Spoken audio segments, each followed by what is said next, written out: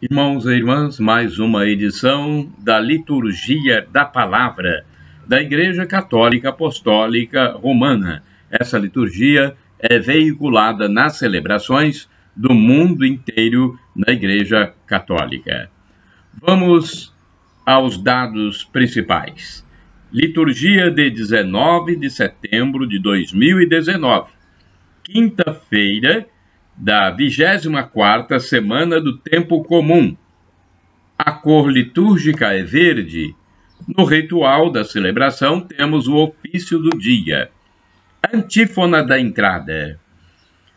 Ouve, Senhor, as preces do vosso servo e do vosso povo eleito. Dai a paz àqueles que esperam em vós, para que os vossos profetas sejam verdadeiros. Eclesiástico 36, versículo 18. Oração do dia. Ó Deus, Criador de todas as coisas, volvei para nós o vosso olhar, e para sentirmos em nós a ação do vosso amor, fazei que vos sirvamos de todo o coração.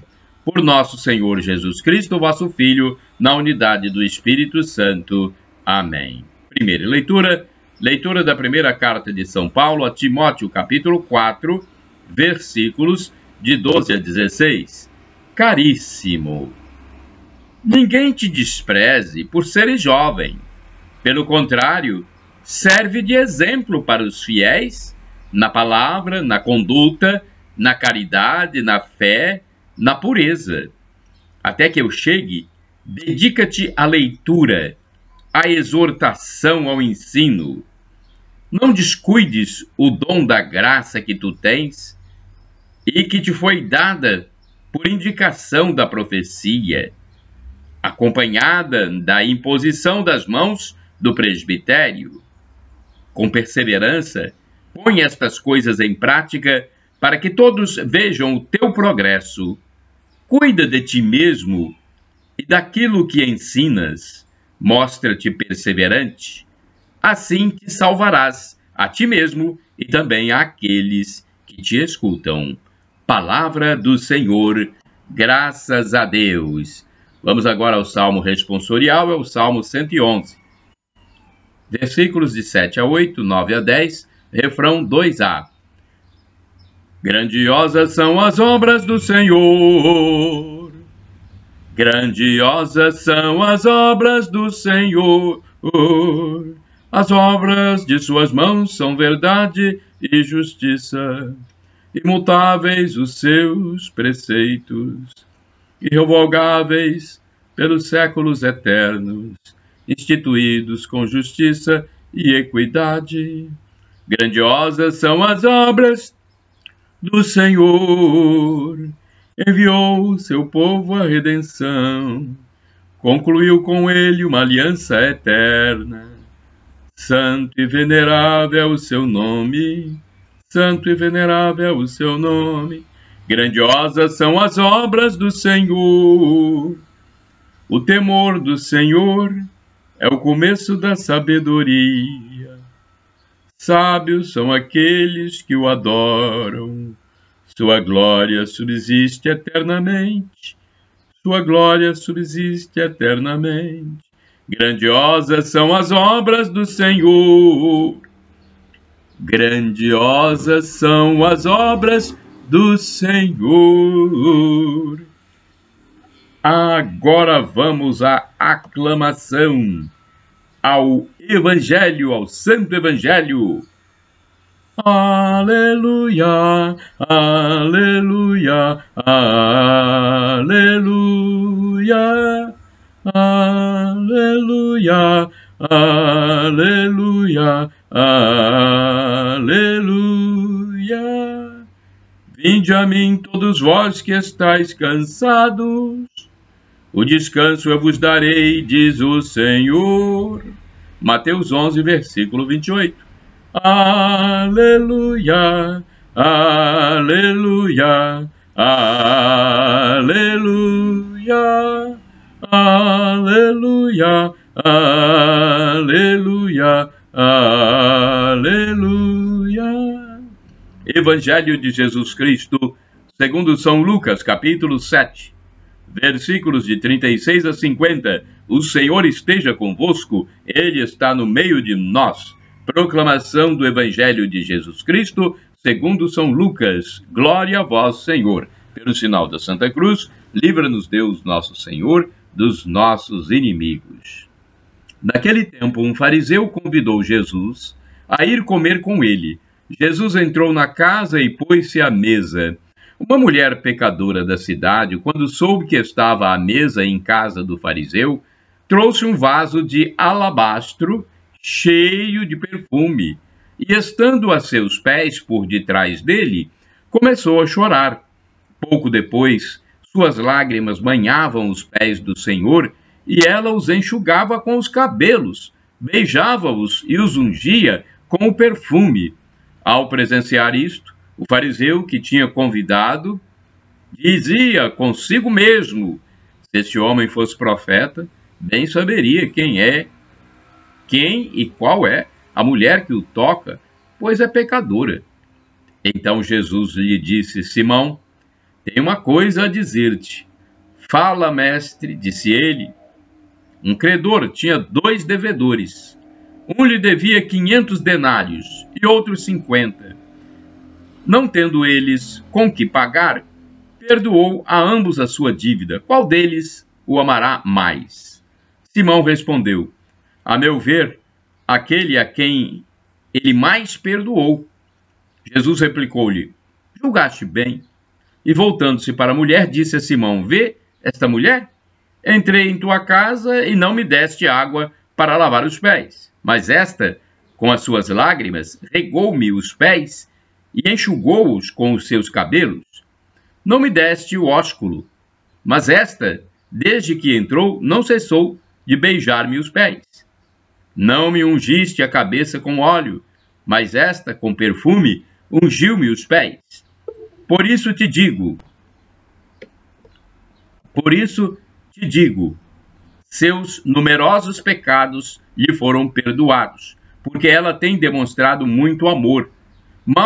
Mas ao que pouco se perdoa, pouco ama.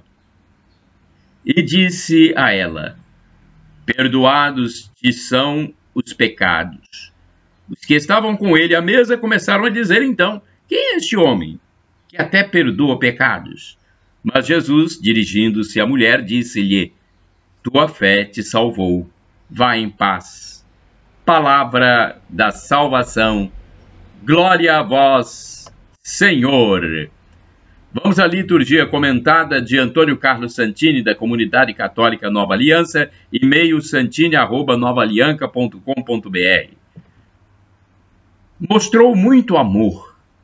Lucas 7, versículos de 36 a 50. Este evangelho traz uma cena incômoda. Sem mais rodeios, São Lucas registra a saia justa em que Jesus se surpreende quando uma mulher de má fama invade o banquete em casa de um fariseu e se põe a beijar os pés de Jesus, molha-os com suas lágrimas e enxuga-os com os próprios cabelos.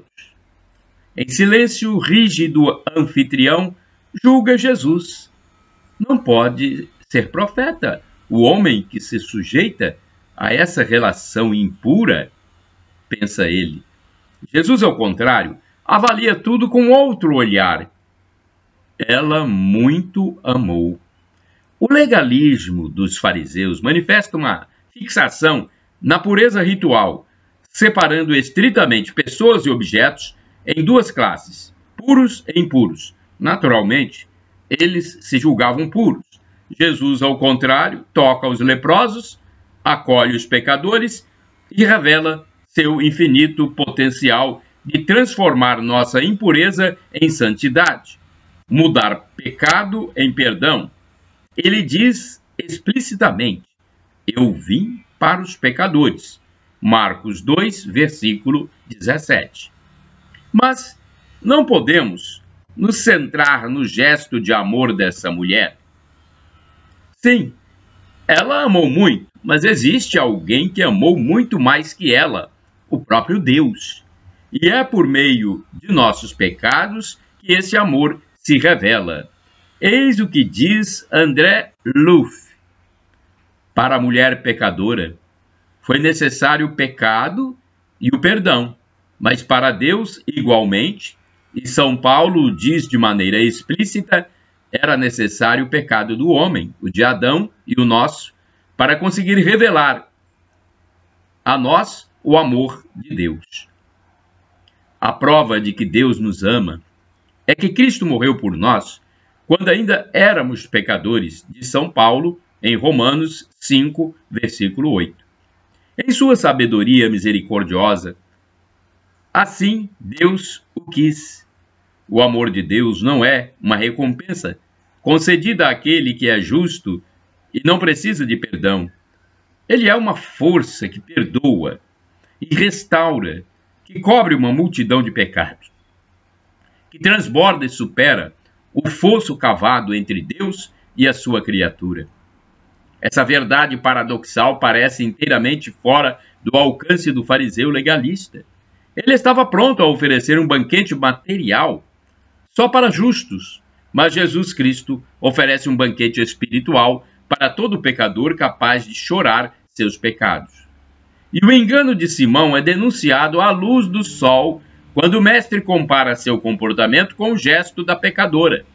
Ele negara ao visitante a água para lavar os pés, o ósculo na face e o óleo perfumado.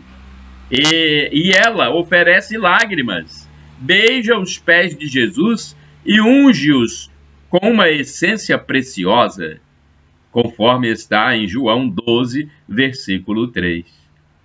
Quem muito ama, muito é perdoado. Quem muito ama, muito perdoa. Orai sem cessar. Nossas culpas pesam sobre nós, mas tu as perdoa. Salmo 65, versículo 4. Vamos ao santo do dia, dia 19 de setembro de 2019. Temos aqui no site a12.com um texto do padre redentorista Evaldo César de Souza. Vamos ao texto do padre Evaldo. Dia 19 de setembro é o dia de São Januário, também conhecido como São Genaro. Considerado um homem bom, caridoso e zeloso com as coisas da fé, foi eleito bispo de Benevento, uma cidade situada a 70 quilômetros da sua natalina. Era uma época em que os inimigos do cristianismo submetiam os cristãos a testemunharem sua fé através dos terríveis martírios seguidos de morte. Segundo a tradição, Januário foi martirizado na época do imperador Diocleciano, no ano de 304. O bispo Januário foi preso com mais alguns membros do clero, sendo todos julgados e sentenciados à morte num espetáculo público no circo. Sua execução era mesmo para ser um verdadeiro evento macabro, pois seriam jogados aos leões para que fossem devorados aos olhos do povo chamado para assistir. Porém, as feras tornaram-se mansas e não lhes fizeram mal.